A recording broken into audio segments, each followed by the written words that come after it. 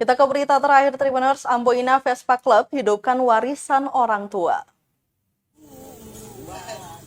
Hidupkan kembali roda 2 klasik warisan orang tua, begitu kiranya alasan dibalik berdirinya komunitas Amboina Vespa Club. Dibentuk 4 sekawan, yakni Andre Lumba, Angel Sudi, Rico Dias, dan Alfa Patiselano. Rico Dias menceritakan inisiatif membentuk komunitas lantaran Amboina Vespa Bersatu yang sebelumnya menjadi wadah para pecinta skuter klasik itu vakum. Tidak ada aktivitas apapun hingga akhirnya di 2019 mereka mendeklarasikan Amboina Vespa Club.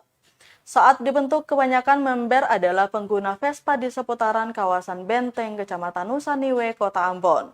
Beragam jenis Vespa ada di komunitas ini, mulai dari yang paling tua, ada Vespa PTS 90cc keluaran tahun 1960-an, hingga yang terbaru keluaran 1997 XL 200cc.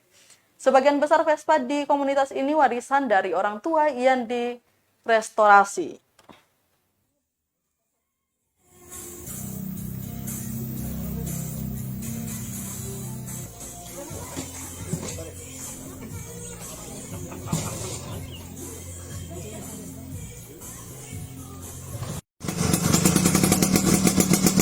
Terima kasih sudah nonton.